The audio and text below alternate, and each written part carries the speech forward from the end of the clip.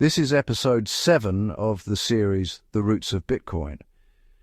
In the previous episodes, we explored incentives, decentralization, cryptography, difficulty adjustment, open source community, and the time chain. We examined code, rules, mechanisms, mathematics. But none of these things exist in isolation, because Bitcoin is not just software. Bitcoin is not just math. Bitcoin is not just a protocol. Bitcoin exists because humans choose to use it. This final episode is about that choice. Deep roots are not reached by the frost, and the deepest root of Bitcoin is human action. Bitcoin has no master plan. You see, Bitcoin did not grow according to a roadmap. There was no marketing strategy, no expansion plan, and, well, no global rollout.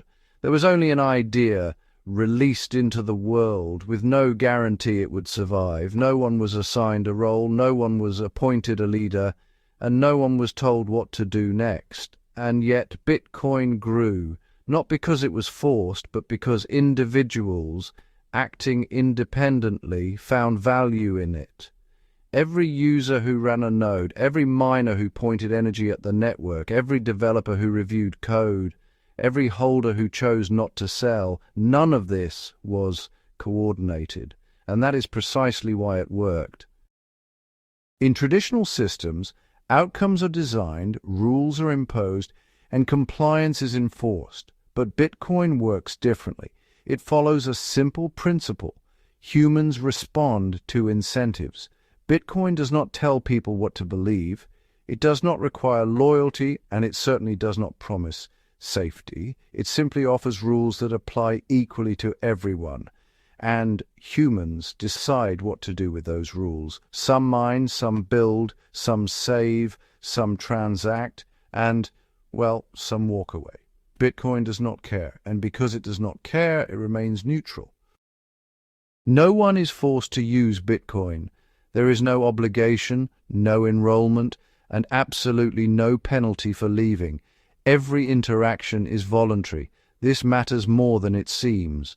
Voluntary systems are fragile at first, but when they survive, they become extremely strong, because every participant is there by choice. Bitcoin has no captive users, which means it must earn its relevance every day. And it does. Bitcoin was not built by one heroic act. It was built by millions of small decisions. A person choosing to download a wallet, a miner deciding to keep mining after a difficulty increase, a developer deciding to review code instead of shipping features, a merchant deciding to accept Bitcoin despite volatility. None of these decisions matter on their own, but together they matter more than any central authority ever could. Bitcoin scales because human action scales. Failure was always possible. At every stage, Bitcoin could have failed. It could have been abandoned. It could have been captured. It could have been ignored. It survived not because success was inevitable, but because people continued to act as if it mattered. During crashes, during bans, during ridicule, during uncertainty, Bitcoin did not survive because it was protected. It survived because people kept choosing it. Many systems copy Bitcoin's code. Many claim decentralization. Many promise sound money, but they misunderstand the core.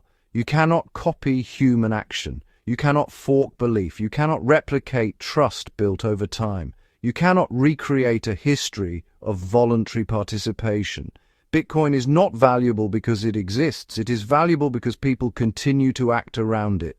That cannot be engineered.